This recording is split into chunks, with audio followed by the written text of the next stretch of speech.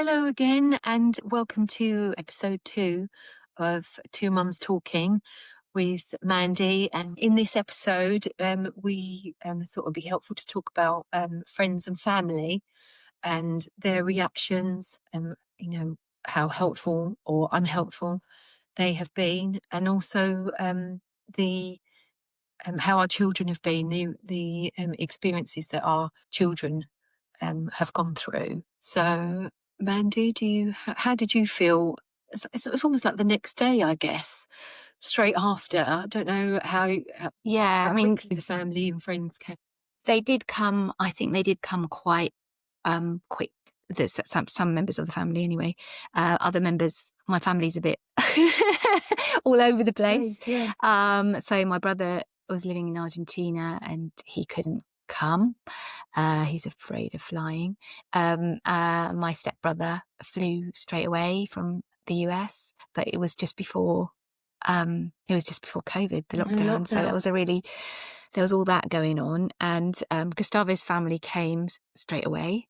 And then other friends came around, and other members of the family did come. My mum came straight away. But in a way, I felt more. It's very difficult. I just, for my mum had just come back from seeing my brother, and I know I just didn't feel that I could ask for help or support from her in a way, because I felt like I needed to protect her. Yeah. Um, and yeah, I think it's really interesting. I think it's to do with also with your relationship, your existing relationships, and how all of this just brings up all the family dynamics that you've had over your lifetime.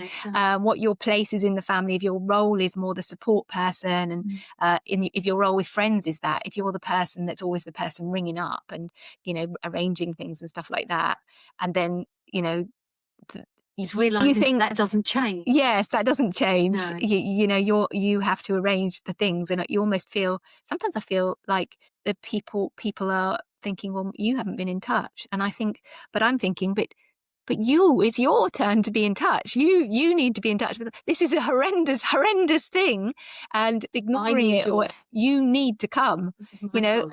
And saying stuff like, oh, if there's anything you need or whatever it is, it's not good enough, because I don't need to have to think about what things that you might be able to do to help me and to organize you. I just need you to be here. I need you to, think about, even like, could just be practical. Actually, the thing that I most liked was Anisha's friends from school, their mums organized, and I don't necessarily know the mums that well, but they organized a kind of rota, where they cooked a meal. And they don't live that nearby, but every day they would bring another meal. And that was just that feeling of being cared for, I think. Was looked after. But that ended very quickly because of COVID, because we had the funeral on the 14th of March and COVID was the next week. So that was very soon over. But those kind of, I just think, and the more, and when I talk to people, I'm interviewing a lot of parents and stuff, and often carers and things. And I was talking to a woman the other day, and she said, yeah, just somebody came round and they just did gardening with me. And that was such a really good thing, because you don't need to say you anything. Don't have to say anything, but you can talk. You are talking while you're gardening about stuff, and you don't necessarily need to look straight at the person or whatever. You're just doing stuff, but you're talking, but you're actually doing something is really helpful, rather than sitting around. That was the thing that I found the most difficult, the sort of silent moments, the silent times. It was just, and that's what made I would get in a bit of a rage sometimes, because sometimes there was people that I felt I had to protect them. Yeah. I had to protect their feelings. They were finding it really difficult. They didn't know what to say. And I suppose that's one of the hardest parts of this experience, is that I found that there was friends that we saw all the time before Jack died, that I would have expected to rally round and come and help, but some of them didn't.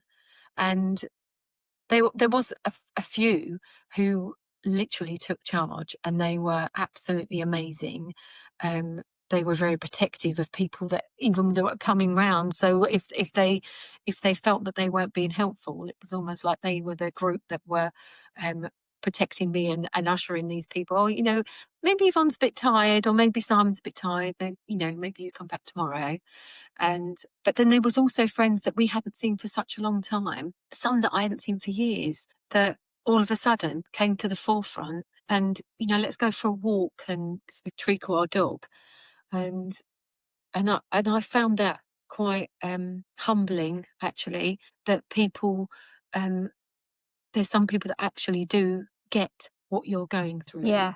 And it's just navigating and gravitating, I suppose, towards those people, and not really worrying about the people that you expect to be there that are not. And that's family as well as friends. Yes, totally. I felt very let down by quite a lot of people that I thought that they used COVID. And I know everybody was going through terrible things during COVID, but it allowed them not to even like ring.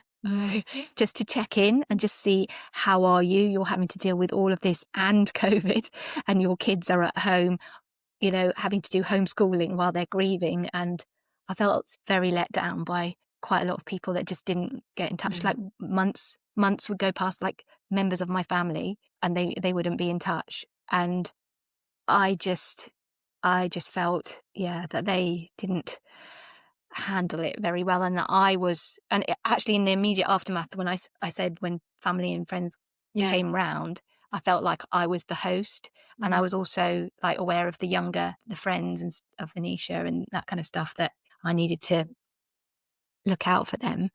Um, but I was like, who is actually looking out for me? Yeah. There were people that were really good. I had a friend who rang practically every week for a long time, and her job was dealing with care homes during COVID, but she did, and she rang and she came, and we went for walks at certain times, and that was great. Yeah. And I really value that. And actually, somebody, when you said that about people that come out of people from the past, Yeah. somebody that I worked with in the 1990s for a long time, she was blooming brilliant. I mean, she sent little sort of cards and things. She said, let's meet up. And we went and we met up in Greenwich, and we went for a walk along the riverbank with the kids, and we went on the cable car thing. Oh. And we had a picnic, and it was right in the middle of, it was one of those bits where you could meet up, but you had to keep a distance, or whatever, you had to be in the open air. I remember all the things that were changing at that point. But that was what we needed, like somebody to just come. It's like, just come and take the kids out, do something with the kids, help me, help me, and just do it. Think about it and just do it. Because did You find don't that need when you were me to going, tell you what to do. Yeah, did you find that when you were going through this, sometimes you can't? One of the things I felt is that I couldn't process organisation. If people had said, like you said at the beginning, when people said, "What is it you need?" What I need is my son. Yeah. I need you to take control. Yeah. So we had friends that, without even asking, like they did for you, brought food around every day of an online fitness organisation during COVID. And obviously 2021 COVID was over. But they had all rallied together, and these were women that I didn't know. I just saw them on the exercises that we did online in the morning, and they had organised a cook delivery, and it was almost 2 weeks worth of food that I could just put in the oven. And that's what we needed. We needed people to take control, look after because you can't Yeah. think. I remember speaking to my counsellor when work had offered us some counselling, and I said I panic when the phone rings, Yeah. And she said, because you're suffering from trauma, ordinarily when the phone rings, you just pick it up because Yeah. it doesn't matter. But because of what you're going through, you analyze, who is it? What do they want? And how do I answer? Yeah. And I'm finding that's happening now, even 3 years Oh God, later, yes. still going. Knocks on doors. I can't deal with knocks on doors. It just absolutely sends me into a panic. Yeah. And, and we get Amazon deliveries all the time, and I hate it. I just hate it. It's like, what's happened? Is everybody in the house? Is everybody here? It sets off Yeah. this, doesn't it? And that was one of the things that my husband and I would get a little bit bitter with family and friends that just didn't get it. And then afterwards, we kind of like realized, like you said, that hang on, I was always the organizer. And it doesn't matter that this has happened to us. Things like that are not going to change. And you can continue to be bitter about the people that are not tapping in. But if you want to still have a relationship with these people, then you need to continue being that organizer and just realize that and remember that the people at the beginning and the people that are still here are the ones that really matter, Yeah. and keeping them in your life, because they will always be there. They'll always be the ones that are, oh, let's go here, shall we go for coffee at 10 o'clock on Sunday? And then I know that I can put it in my diary. But there's always going to be the ones that you're still going to have to organise for, like Yeah. you did at the Just give you beginning. something to go to, having things to do, or like, as you say, coming round or taking you out or doing something to distract you, because distraction is a very valuable thing. Yeah. Take the kids, take them to the cinema or something, like just like give them a break from being in here and like having to think about all of this. I do think so. And there have been people, I think that's right when you said about the bitterness. I don't want to be bitter or whatever, but I do now realize, which people I can rely on and which people I can't rely on. And actually, I do realize that I can rely a lot on myself. I feel like Yes. this has been a very lonely process. But I actually, feel that I can look after myself in a way. That's a And we're sad here for thing. each Yeah, other. yeah, absolutely. Yeah. So I do feel, I feel sometimes, people say completely the wrong thing, but actually it's better to say the wrong thing than not to say anything at all, not to, to avoid us. Yeah. Oh, yeah. I So found that the hardest, actually, the people that don't ring, or, oh, do you know what? I'm sorry, I haven't been in touch. I didn't know what to say. But yeah, I think with technology, WhatsApp, especially emoji, just yeah, send someone an emoji, yeah, a oof, heart heart. or a hug emoji.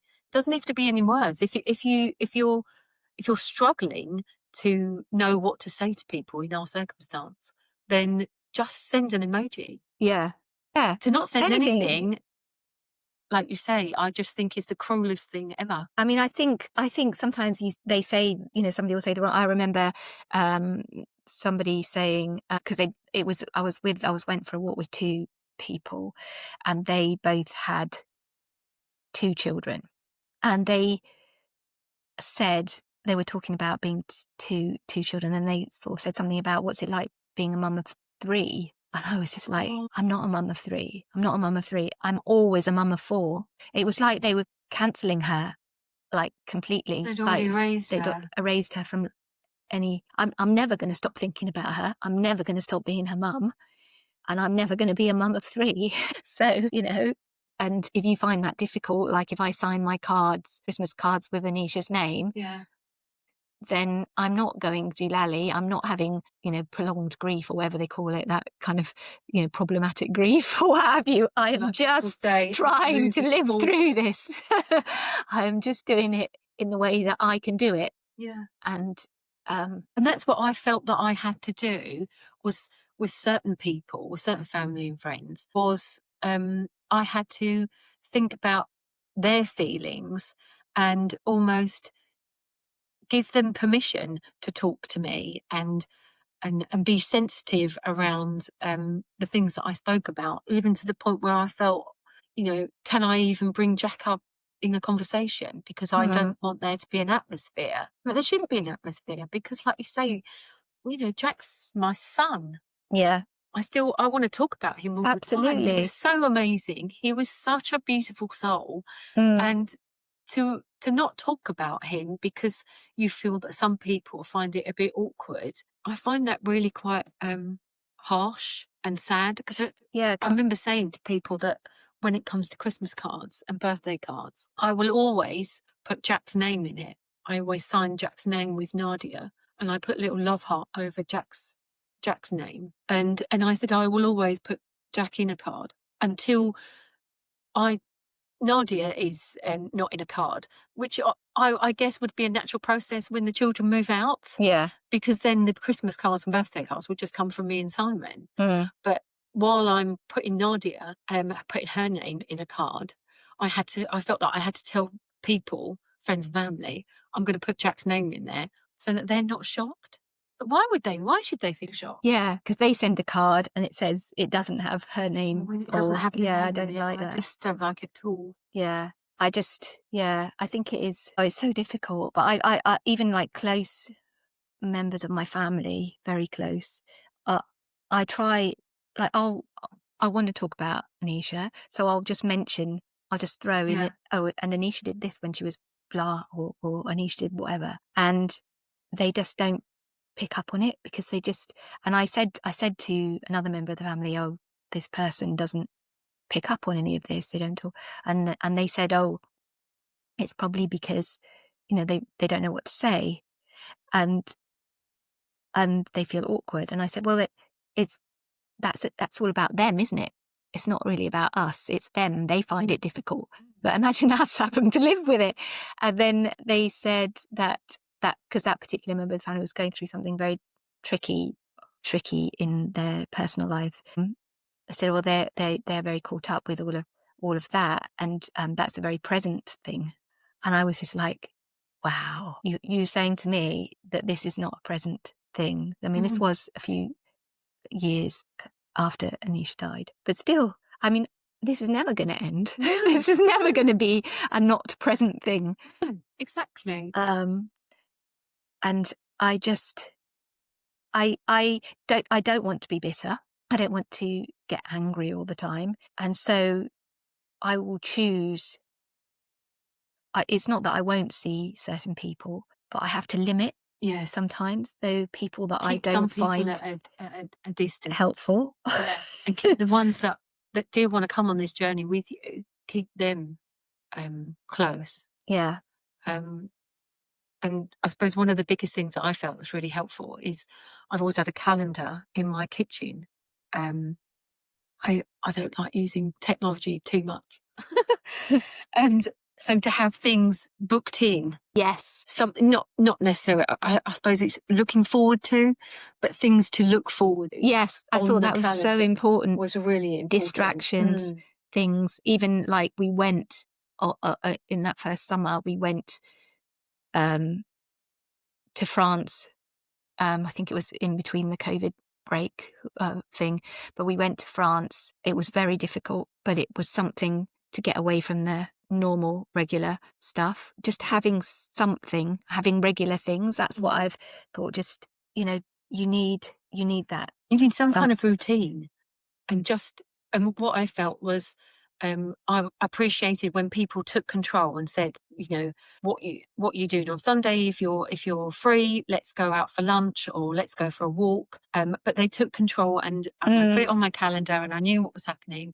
Because I don't know about you, but one thing that I started finding was that the house was, initially started giving us a hug, because this was a new house to us. We'd moved in the March and we lost Jack in the September. Um, but after a while, the house was suffocating us and was almost stopping us going outside. And one of the things, from this experience, is that it's all too easy to stay indoors, close the curtains, and not see or speak to anybody. So it is so important for people to take charge and actually make the decisions for you, so you're not having to think. So, what do you fancy doing, or how are you doing? Do you want to go for a walk? Yeah, or just suggest things, not rather than open-ended, like, what do you fancy doing? Because Yeah. that puts the onus on you. But actually, let's go to whatever, or would you prefer this, or something. Yeah. But just making it really easy for you, and as you said, taking control of the situation, and just giving yourself, giving you something to look forward to, but sort of grasp towards. Yeah, I think that's really, really important. I was just trying to think of, I was trying to think of, it just came to mind when I went for a walk with one person, and actually she was quite good because walks were important, and she was Mm. going through grief as well. And so many people have, obviously, in the last few years, there's so much around. Um, but I think sometimes, I don't know if it's because I work in a university, and those kind of people, I don't know, kind of, and I'm a reporter, and it's all about reporting, like being objective Yeah. sort of thing. And I feel like it's a very, I don't know if it's a middle class type of thing or whatever it is, but there's this sort of feeling that they want to feel like they're acknowledging, Mhm. what's happened, Yeah. but they're not, they don't, they want to somehow, but they don't actually have the in-depth conversations No. or anything like that. They're just, um, they don't want to feel uncomfortable.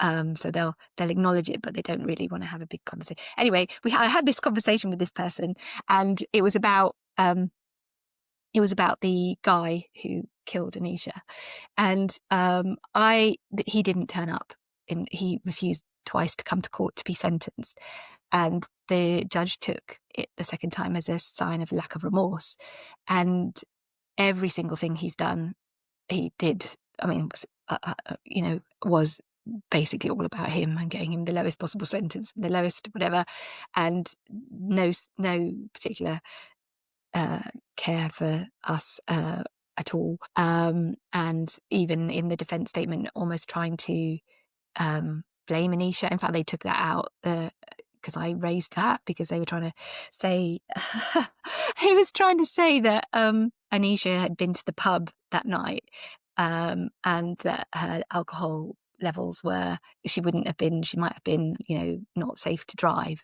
But she wasn't driving. She was walking. Yeah. And the guy who was driving the car, who didn't get breathalyzed or whatever because he ran away, and he I think purposefully did not, um, avoided a drug or alcohol test, and had previous convictions for driving under the influence of drugs, um, was the one that is driving like a maniac, and possibly, potentially was over the limit or whatever, or wherever he was, but we'll never know. Outrageous that they said that. Anyway, this particular person that I was going for a walk with was trying to say, oh, but he must, I'm sure that he feels, it was almost like, poor bloke, he must be feeling. Remember, there's somebody else in this equation. Yeah, he must feel very bad about it, and he must feel remorse, and whatever. It must be very difficult for him. And I was just like, I am not an outsider person that you're talking to about this. I'm Anisha's mum. That's going through. I'm not. I don't want to think about him. No. I really don't. I can't even. But I can't even. I've almost blanked his name. Yeah. I don't. I just call him the driver. I don't want to think about him. Yeah. And it's hard because when people bring up those conversations, you think, again, you're sensitive about what you want to say, because you're defensive because it's your child that has been killed, but you feel that the person that you're talking to is defending um the somebody else, and again, it's trying to work out what to say because you don't want to upset their feelings. Yeah. And that's really, really difficult. It feels like then you don't want to have a conversation about, I don't want to talk about Jack now because it's getting quite defensive. Because I remember my sister once saying that that the trauma that we're going through from a road death, because it was so sudden, it was unexpected, it's completely different to an illness, because she would then say, with an illness, as traumatic and awful as it is, that you know what's coming, I guess. And I remember talking to my to somebody, a friend, about this, and she said, "Oh no, I think you're completely wrong. I think losing a child by any means is traumatic." But that's not what I meant. I meant that because ours was so sudden Mm. and completely unexpected. Like, I'd spoken to Jack in the morning, Yeah. and then by the afternoon he was gone, and I wasn't playing down um, people that have lost children through an illness, which is awful. But I felt that there was a little bit of a defence there, so I then shut down and thought, actually, I don't want to talk about Jack now. I don't want to talk about my experience, and that's really hard Yeah. because you feel that you're apologising all the time, and that's where our experiences with the friends and family that don't seem to get it. You feel like you're apologising, or you feel that, oh, Yeah. I So it's won't talk about better, Jack. in a way. I find like it's better to avoid those Mm. situations Yeah, and just talk about stuff that's not about that. yeah. And Um, one thing I also thought about was whenever the friends that came round, as hard as it was talking about the experience, because you do have to repeat yourself mm, time and time again. They want to know what happened and how it could have happened, and you and every now and again we'd see Nadia pop in, and as soon as she knew we were talking about the accident or the collision, as it's now called, she would then walk out the room, mm, and I very quickly um, realised that she doesn't want to talk about Jack in the past. in the past. Mm, She wants to talk about him in the now. yeah. Um, and one thing that I have found really hard is support for Nadia. Mm. And I know you've had the same experience with your Very, very, children. very difficult. I think. I don't think there's very much around. So my children at the time were 9. I think Layla was 14, and Maya was 16. Um, yeah, because it was just before her birthday.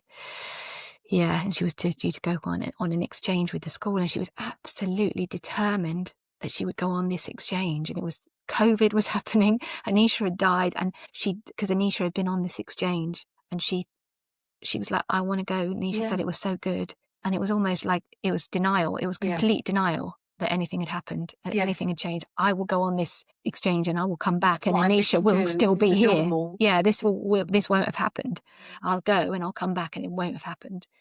Um, and I did try through Grief Encounter and other organisations to get like counselling for the kids, but it was all online because of COVID. Um, and I don't think they just didn't, they No. weren't used to doing it online, the counsellors. And the first thing, like, we did a group session, and I'd had to persuade the kids to do this. And Say. yeah, it was really quite difficult. They didn't want to do it necessarily. And I said, it's just an introduction, to just talk to Mm. them. They're just going to want to get to know you. And practically the first question that she asked to Maya was, tell me about that night. Needs no. And I was just like, wow. And Maya just went into, she went into a panic attack. Yes. And then the internet went down. It was just horrendous. And even, well, my son Gael, he only was there in a sleeping bag that he'd zipped up over his head. He was only there under protest anyway. And they all refused to do it after that. They said, Mm. no counselling, And no it's online difficult because counselling. they're teenagers. Nadia was Yeah. 17, and she certainly didn't want to talk about it. They don't want to talk at the best of times. No. And I found that I find that quite frightening, because Nadia, um, I persuaded her, like you, I persuaded her to do one counselling session with the counsellor that I was referred to from work.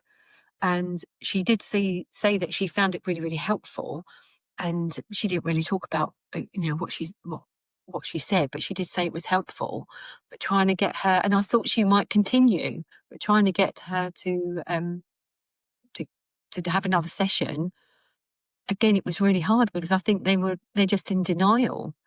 And the only other option that we were given was through, I think it was the friends. Um, what's the Compassionate friends. compassionate friends, and they had said that, oh, she could maybe do an internet session. And I said, well, yeah, but she's under 18, and that doesn't seem safe because there's no adult to supervise what they're talking about. And so I definitely think, we need to talk about, maybe that's something that we talk about in our, Next. we'd like to talk about that in our next episode of, how we feel that there's nothing out there for the children, especially when they're under 18. When they're under 18 and over the age of about 7, there's quite a lot of things like for very young children. We went on a fishing thing, and I took Gael and Layla, and I'm like, we might meet other kids are going through the same thing, and they were all about 5 years old. All the kids, it just wasn't, and I was like, well, how. Because it's an Is there awkward nothing? age. They're at an awkward Yeah. age because, I'd looked on the internet and there was things that you could do like memory jars and pebbles, things with pebbles and I thought, well, Yeah, your there's mother's like not going to want to cookery do that. sessions, candle making. I think we did online candle making or something like that. But all the other kids were about 5, and Gael, he prides himself on being very mature. Mature. He doesn't want to be categorized with a 5-year-old when he's 10 or 9 or 10 or whatever. And there lies difference, because with us as women and mums, we talk all the time. And as much as, Simon would talk. And so we're giving ourselves therapy because we're talking about our experiences. Simon and I were talking all the time, but I did feel that Nadia was almost in a corner on her own, dealing with this by herself, even though we kept saying to her, talk to us. You're not going to make us feel any worse. We can't get. Yes, We're I not going to kept be any saying worse. that. We can't get any worse. I'm here if you need me. But I just felt they sort of switched off. They just went into their own thing, and everybody does it in their own way. And that's the thing that you always have to remember, that they're going through it. And even though, schools tell you, oh, they're very resilient, blah, blah, blah. I was thinking, they're just, they're people. They're people. And they're going through it just as I'm going through it. They're going through it. And it comes in waves, and they have their own different coping mechanisms. And you might think that they look like they're coping when they're at school, but maybe they're not. And anyway, but that's for another episode. On our next episode, I think there's a lot to talk about in that. Yeah, definitely. Thank you. Thank you for joining us. Yes, thank you for joining us. And we'll see you in the next episode. See you next episode.